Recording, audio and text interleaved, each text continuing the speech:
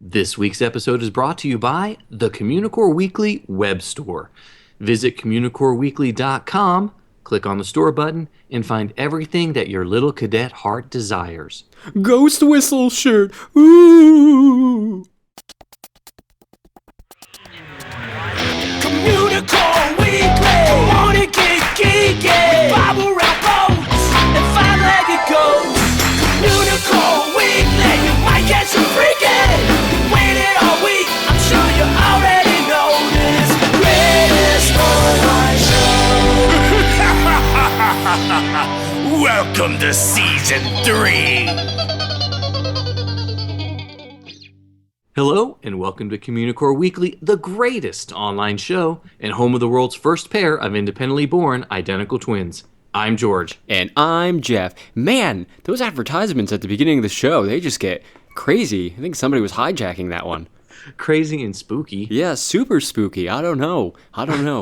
Well, speaking of ghost whistles, I mean, not that I was the one that did that, but I was gonna say, we just got legit confirmation that there still is one at Disneyland. That's true. You did, didn't you? I did. I had to prove it to someone. For those of you listening, Justin Scard from Random Land, he didn't believe me, and we sat there till we heard it. There's a ghost whistle, guys, and it's coming for you.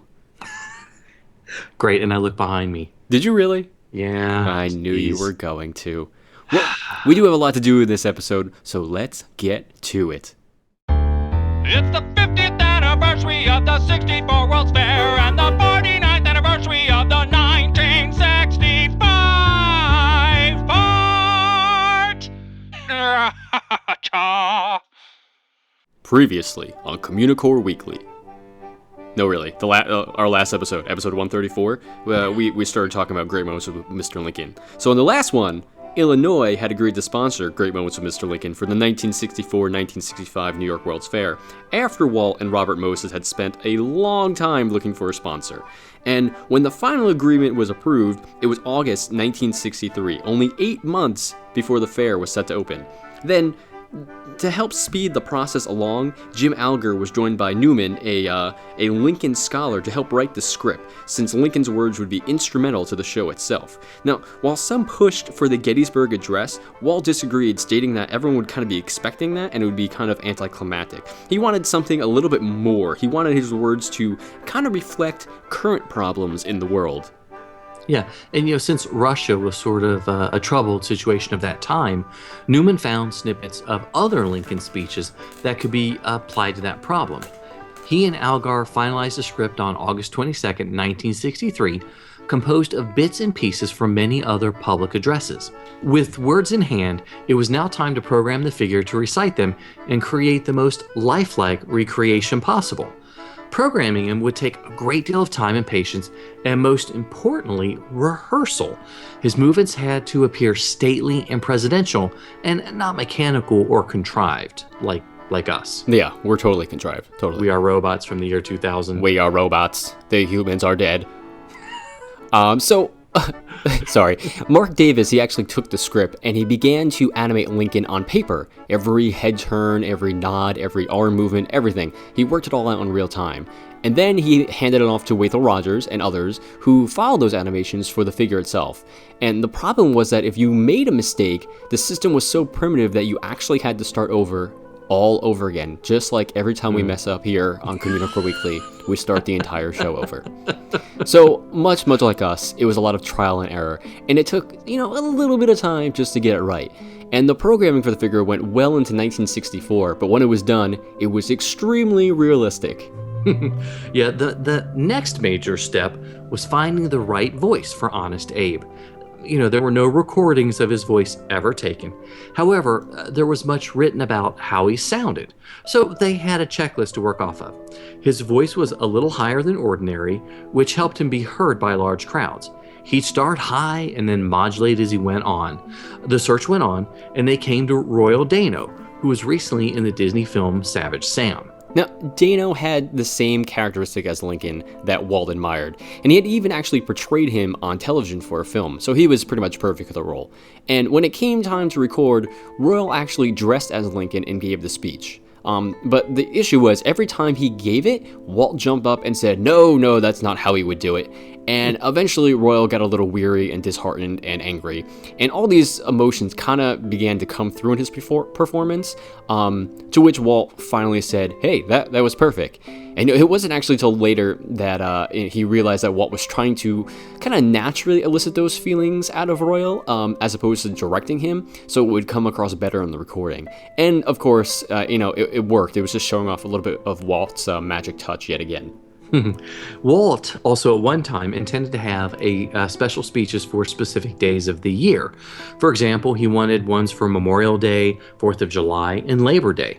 Alger wrote the scripts, and it's even reported that Dano recorded these extra speeches. However, due to time and cost factors, the figure itself was never programmed to do them, and so we only got the one speech during the main show. Now, the show wouldn't just consist of Lincoln on stage, however. They actually needed to be a pre-show as well. So they hired an outside firm to do it, but no one was really happy with their idea of a projected floor show. So instead, it was agreed that Wed would kind of take on the responsibility as well. And the show, again, scripted by Alger, was titled The Story of the Gettysburg Address, which kind of, worked the Gettysburg Address into the show, and was a multi-voice show that featured the story and speech in real time. And it actually featured Dano as Lincoln as he gave it. And the show was set to a lot of images and illustrations of the man and the speech itself. And not only was it to serve the need to have the Gettysburg Address in the show, but it also introduced Royal's voice as Lincoln before the main show actually started to get, people used to it. Sure. There hadn't been much in the news about Disney producing the Illinois State attraction until October 1963, when Midwest Magazine ran a full-color story on it, featuring photos of the Imagineers working on the figure. This opened the floodgates to controversy. Many people questioned the judgment and good taste of recreating a man who was so historically sacred to the nation's history. And it wasn't just the press that expressed these concerns. Even during the design process, some Imagineers had second thoughts about the whole thing. But Walt kept them on track, and everyone had faith in him. It really got so bad and outspoken against the pavilion that the chairman for the Illinois Commission for the Fair arranged for Walt and Robert Moses to actually speak to the joint session of the legislature for Illinois.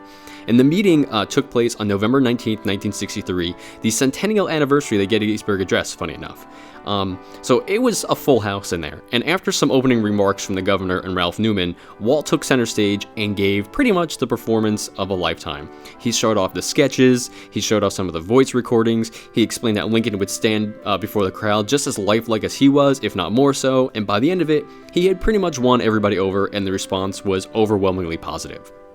So the Illinois Pavilion was the only pavilion of the four Disney designed that Wed was not responsible for the building itself, nor were they responsible for any of the other exhibits within the building, minus providing the scripts, the artwork, and the music. When Walt arrived in New York on April 10th, he was consumed by all four of his exhibits, though. But he did drop into the Illinois Pavilion to see how things were going. At one point, he decided he didn't like the tile floor because it was too noisy and asked to have it carpeted instead. When Illinois said they didn't have the money to do so, Walt funded it himself, just so the entire pavilion would be better overall. Now, it wasn't until April 16, 1964, just 1 week before the fair was open, that the Lincoln figure had passed its final test back at WED in California and was deemed ready to ship to New York. Unfortunately, his arrival was delayed just a little bit. The day he was actually supposed to arrive was also the opening day of Shea Stadium, so traffic was pretty bad and he actually didn't arrive until the very next day. When he did arrive and the technicians, they kind of scrambled to install him and have it ready for the dignitary preview on April 20th, they only found that when it was all said and done, he did not work. Imagine how cool it would have been to have Lincoln throw out the first ball. At Shea? That'd have been great. That would have been awesome. Though robot hands are probably much stronger than human hands. That's true. So he probably would have thrown it like 4,000 miles per hour. Yeah, well, would have been memorable. Anyway. That's true. Okay, there are many explanations as to why the figure didn't work when needed. So much that it has taken on almost mythical status. One was that the figure itself was faulty. He'd work fine 1 minute and the next go into convulsions, accidentally smashing the chair he was to sit in. Another was that the union hired to install the wiring, though caring for it for 18 hours a day, never completed the job. And another was that power fluctuations were causing the issue. But Ralph Newman was convinced it was actually Walt himself that was the issue. He thought, being the master showman, he wanted the exhibit to open with grand flair and not in competition with all the other pavilions of the fair. Whatever the reason actually was, Lincoln did not open with the rest of the fair, nor did it open for the April 20th preview. Actually, on that preview day, in the 500-seat auditorium, it was filled to capacity with dignitaries. And Imagineers were behind the scenes, and they were working frantically to get it done. And Walt, he was actually at the Progress Land preview. He signed autographs for 45 minutes before heading over to Lincoln, just to give them a little more time to work. But unfortunately, Walt had to report to the audience that he would not show them the show until it was perfect. And though the Imagineers and Walt were disappointed, Walt did give them kind of like a pep talk and told them he believed they can work it out, and that's what they had to do. and work it out they did. They worked for almost 20 hours a day until they worked all the bugs out. The show opened on May 2nd, 1964 to great fanfare, and then Great Moments with Mr. Lincoln was a huge success. The audiences loved it and walked away feeling inspired, educated, and amazed at what Walt and his team had accomplished. A group of violent protesters called CORE, which stood for the Congress for Racial Equality, who had been protesting at the fair, were ready to stage a violent protest during the show. Instead, according to Bob Gurr, they were awestruck and quiet during the entire performance, with some of them even crying. It was quite awe-inspiring. Now, despite it being a success, some of the Imagineers stayed for a while just to make sure there were going to be no extra problems. They actually had a man stationed in the back with a walkie-talkie in case there was an issue and the show had to be shut down, and that did happen on a couple of occasions. Also, people after the show commented to some of the staff that, that guy doing that must get tired doing the same speech all day long, actually believing it to be a real actor. Kids actually were shooting ball bearings at him, hoping to mess the quote-unquote actor up. There was even one news report of Lincoln getting off stage and shaking hands with audience members after one show. People really believed he was a real person. They kind of exaggerated it in their head a little bit. Yeah. Well, the show was a smash hit for both seasons of the fair. Everyone loved it, and Robert Moses counts it as one of the biggest accomplishments of the fair itself. Because of its continued success, and Walt announced in December 1964 that the show would also open in Disneyland during the summer of 1965. It was the first time ever that the same attraction would run on both the East and the West Coast at the same time. Though it closed at the fair at the end of the 1965 season, Great Moments with Mr. Lincoln still continues to inspire audiences today at Disneyland. I love that show. I think it's great. I do. I think it's wonderful. I do too. I'm glad to really get confirmation, because in the book Tomorrowland, they talk about the rival gangs throwing ball bearings at Lincoln. Yes. And I'd heard that as a story, and that was the first time I'd seen it in print with sort of backup reference material. Yes. Yeah, I mean, that's been a favorite story for years, so it was good to actually get real confirmation about it. So thank you, Joseph Torella, which, by the way, if you have not read that book, we reviewed it yes. I don't know how many episodes ago, but it's great. It's a wonderful book about the World's Fair and the world in general in the 1960s. So, but if you have any comments or questions about Great Moments with Mr. Lincoln, please give us a call on the Communicore Weekly GOAT line at 424-785-4628. Once again, that's 424-785-GOAT. He's a nerd, he's a geek, but we all like to hear him speak. So listen up to the words from his speech. It's George's Book of the Week. This week's book is Summer of Yesterday by Gabby Triana. Okay, so Summer of Yesterday was recommended to us by our good friend Estelle over at This Happy Place blog. She's an avid, sometimes rabid, teen fiction reader and reviewer, and a huge Disney fan. So, we made sure we paid attention when she suggests something to us. And I know when we got the review copies that we dug into the book fairly quickly, and we were both kind of surprised. You guys already know how critical George and I are of fiction set at beloved theme parks such as Walt Disney World. And some authors don't really get the resorts, and it makes for some kind of frustrating location changes and plot points along the way and blah, blah, blah. So when something comes across our desk and it's good and it's Disney accurate, of course, we're going to pay attention. Yeah. So what caught our attention about the book is it's set at Walt Disney World. Yay. Fort Wilderness and River Country to be exact, and it's got time travel. Boom. Review over, everyone. We're done. What more do you need to know? Yeah, I mean, come on. Time travel, Doctor Who, Back to the Future. It sounded like an awesome read for both of us. And, what else can we say? But we should go on. Say a little bit more. Okay, I'll say a little more. So, like George said, it actually features a lot of Doctor Who references, which, of course, only earned it more brownie points for me. But the book itself, it's about Haley, a teenage girl, of course, because it's a teen novel, and she just recently suffered her first seizure. And she's kind of under strict watch of her father, who forces her to take a vacation with her young siblings and her stepmother to Fort Wilderness. And that causes her to miss out on all the fun that she would be having at home with her friends. However, when sneaking into the abandoned river country one night, which, by the way, don't do, Haley actually suffers another seizure. And somehow this triggers time travel back to 1982. Yeah, so she finds herself in a place she's never seen before with people that are dressed strangely. And once, Haley figures out where and when she is. The question isn't where, Constable, but That's when? Right. But when? The book really picks up speed at that point in time. She has to figure out how to get back to her time while avoiding the Disney security officers and other Disney employees. And she has to avoid her parents, who haven't really met yet. And then there are a few other suspicious cast members running around, and then she runs into Jason. And you need, I was gonna say, dreamy. You need to put the What a dreamboat! it. Did they use dreamboat in the 80s? I think that's just the 50s. Never mind. I take that back. Well, yeah, but if they'd watched Happy Days, That's probably. true. They did watch Happy Days. So again, being a teen romance novel, of course the action focuses more on Haley falling in love with this boy from the past that she can't have a future with, instead of details about the vacation king of the world pre-Epcot Center opening. And that's okay. Despite being a love story, it still manages to make my inner Disney nerd squeal with delight at every mention of old school Disney and Doctor Who. Seriously, there was like 50 Doctor Who references. Yeah, that was pretty cool. The romance didn't feel too heavy-handed. I mean, I mean, she got kind of gushy at times. But, you can tell that Haley's really confused about her first love and not really sure what she should be doing.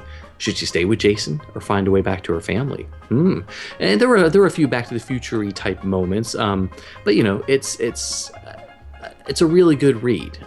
In addition to River Country and Fort Wilderness, we get to visit parts of Discovery Island, from 1982.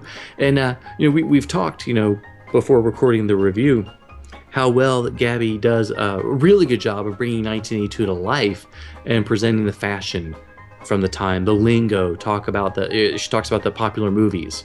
But, the big question we have, though, is how well does she cover the Fort Wilderness details from 1982? Yeah, I think really well. I mean, she captures all the details, and she does a great job of bringing it back to life, a place that has been severely lacking life for many, many years.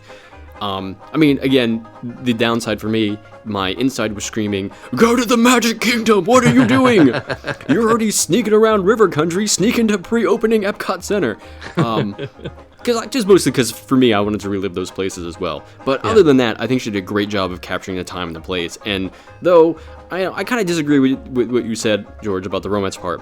For a girl trapped in the past, she spent an awful lot of time fixating on a guy rather than trying to find a way home or exploring the past. But again, she is a teenager, and what do they know? Yeah, no offense to our teenage audience out there. What do you guys know? Tell me what you guys know. I don't remember what I knew as a teenager. Not much. That's all I can remember. No, not at all. About not knowing much. Well, anyways, sorry, we're getting all timey-wimey me now. So, it's one of those things that we've talked about, wish we could travel through time. I mean, imagine taking our iPhones back to collecting or capturing so many of those great details. But for those of us that that would really like to try to relive some of Fort Wilderness and River Country, from any time period when it was still open, Gabby's book is a great slice of life from that time period.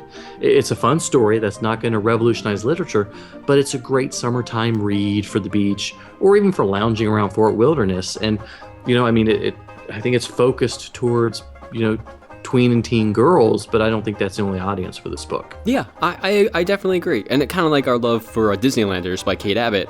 Yay! Yay! Summer of Yesterday, it's another great title of Disney fiction, and I really do, people of all ages, Disney nerds especially, will enjoy it, without a doubt.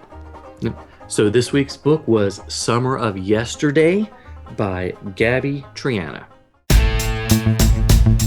What we liked, what we didn't like, gays and the booze. 60-second review. So we've got 2 Blu-ray compilations to talk about in the 60-second review, which means sadly it's going to be a little bit longer than 60 seconds. It always is. I know, Let's but not it's just, lie to ourselves. I know. So, okay. So the first one up is the Blu-ray for Ichabod and Mr. Toad and Fun and Fancy Free. It's 2 for 1 in one Blu-ray. It's actually 3 for 1, but we'll get to it is that 3 for 1, second. Yay. So, okay. So, this is a Blu-ray I've been waiting a long time for. I love the Ichabod story. I love Mr. Toad, and I love one half of Fun and Fancy Free. I will agree with all of those statements, to be honest with you. And actually, for older films on Blu-ray, I thought they looked and sounded absolutely gorgeous. The colors popped. They really looked really good. They sounded incredible. I was thoroughly surprised.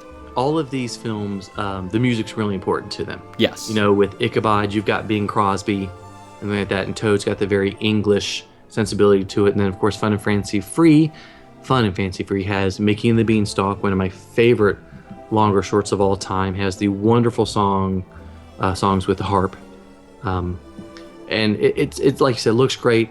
Brought back a lot of great memories watching them when I was a child. But for the second time in a row, I fell asleep in the middle of Bongo, and I have no idea what happens. Sorry, George. Yeah, it's not my favorite short either, but I mean, for what it is, it's totally worth it. Moving on to the extras, there's a bunch of extras on this disc. Actually, they include the entire Reluctant Dragon film, which is a great behind-the-scenes look at Walt Disney Studios in the 40s, and it does look fantastic on Blu-ray. Yes. Very surprised. I mean, that's probably enough reason to buy this Blu-ray anyway. Actually, yeah, having that alone on Blu-ray looks fantastic. Yeah, that's wonderful. Especially, actually having been there on the Communicore and seeing some of those. Yes. And there's also the story behind Fun and Fancy Free, creating the package film. There's a Legend of Sleepy Hollow storybook and Mickey and the Beanstalk storybook, which just, take you through the stories, not one frame, but, like a storybook. One story at a time. Basically, you're getting 4 movies for the price of 1 on one Blu-ray. 5 on one for 1 Blu-ray, and that disc is totally worth it. I totally think that. Definitely, yeah. Buy one now. It's awesome, especially with Halloween coming up. Heck yes. It's great to watch the Ichabod one. So what do you think about the other Blu-ray, The Three Musketeers, George? I was gonna say The Three Musketeers. Surprisingly, one I'd never seen before. Both of my boys had seen it. Really? And yeah, they I guess we have it on DVD or we'd watched it on video or something like that. You just have so many things you don't remember what you have. Yeah, we'll go with that. But it was okay. You could tell it was a lot more modern. It was a lot more silly, a more irreverent look at the Three Musketeers story. It does star Mickey, Donald, and Goofy. And if you watch any of the special features, they will tell you that over and over and over again that this is the first full-length feature film that all 3 of them starred in together. Yes, because it's the first full-length feature film that the 3 of them starred in together, just in case they didn't drive that point home. Yeah, it just goes through. It wasn't quite Saturday morning cartoon level, but it wasn't as good as a feature-length animated film that would have been released in theater. Yeah, a lot better than those like Pocahontas 2. Yeah, the lot better Quest than for that. More Money. It's definitely better than those direct-to-DVD. No, that was Spaceballs 2. Oh, that was Spaceballs. I'm sorry, I get them confused sometimes. That's right. So, sorry. It was an okay watch. I'm not going to watch it again. I might eventually, 20, 25 years down the road, when I'm reliving the Communicore Weekly glory. Oh my god. I wasn't overly impressed by the special features either. I mean, they were okay. It wasn't really anything we hadn't seen before. If you have the DVD, you already have all these special features. Yeah, a few extra deleted scenes and some deleted scenes with the commentary. Yeah. A really odd Get the Scoop, which was part of the original DVD release where they just had a woman walking around the outside of the Team Disney building in Anaheim. Because she was getting the scoop, man. Yeah, and she was interviewing people, involved people I have never heard of before or since, so I'm not sure what happened to their career. For shame, George. But I never heard of them either. I know they treated it like a real film, like they were casting and how they got the actors together. So it was kind of interesting, but it was I enjoyed seeing the backgrounds more. Well, that's just a lot. So definitely thumbs up on the Ichabod and Mr. Toad and Funny Fancy Free Blu-ray, and Musketeers is an eh. If you're a fan, sure, buy it. It's Yeah. great to have it on Blu-ray. It does look good. It does look sound great. good. You know, it looks good. It's just unless you're a big fan or a completionist, no reason to get it. So I'm not a completionist. What are you talking about? it would have been great if the show had ended right there. Just there. That's it. Just right there. So We should just end the review right there. Like, right now. Sometimes you might see it, sometimes you don't. Hey, look, what's that? It's a five-legged goat. We're going to tie the five-legged goat this week into our 60-second review a little bit. And, you know, we just talked about fun and fancy-free. There is a nice little nod to Willie the Giant in Toontown in Disneyland. Now, if you head into the Gag Factory and take a look to the right of the store, there's a shelf above your head. And you'll find a bunch of boxes for stuff like whoopee cushions and a punchline. And behind that stuff, there's kind of an oddly shaped box that's closer to the wall. And if you look a little closer, you might need a zoom lens to see it. You'll see it has a tag on it that says Singing Harp, Ship to W Giant. This, of course, is a nod to the singing harp that Willie steals from Happy Valley during the film. yeah, they continue to mine that film. You know, at Sir Mickey's at the Magic Kingdom. We've covered that before. We It's have used it as a goat full before. I think of that was like five-legged goats. the second five-legged goat we ever did. Yeah, that might have been the second one. And, you know, of course, you got the gigantic Willie. I love going in Sir Mickey's and just sort of, even if I'm not with anybody, I'm like, hey, everybody, look up to see, you know, Willie peeking in the roof. There's It's Willie, so everyone. Say hello. wonderful. And that is one of my favorite shorts. I Me love too. the music Me from too. it. Absolutely love it. Guys, well, all right. Thank you, everyone, so much for watching and listening to another episode. And please leave us a comment and give us a rating on iTunes. Yep, you can email us at communicoreweekly@gmail.com. You can also like us on Facebook at facebook.com/Communicore Weekly. Yeah, I guess I left you with a little pause there. You did. It was a Maybe dramatic expecting pause. Some more, snarky comments. So, Yes. Anyway, follow us on Twitter and Instagram. I'm at Imaginerding, and he's at Jeff Heimbuck. And of course, give us a call on the Communicore Weekly Goat line at 424-785-4628. And don't forget, you can pick up a copy of Communicore Weekly, the musical, and find out why we always say sorry squirrels. You can pick that up at Amazon, CD Baby, iTunes, and listen for free on Spotify. And of course, like George mentioned at the very beginning of the show, be sure to check out the Communicore Weekly web store. Go to communicoreweekly.com, click on the store, buy some shirts. They're great. And for Jeff Heimbuck, I'm George Taylor. And for George Taylor, I'm Jeff Heimbuck. Thanks so much for listening, guys and gals. We'll see you next time on Communicore Weekly, the greatest online show. Can I talk to the radio?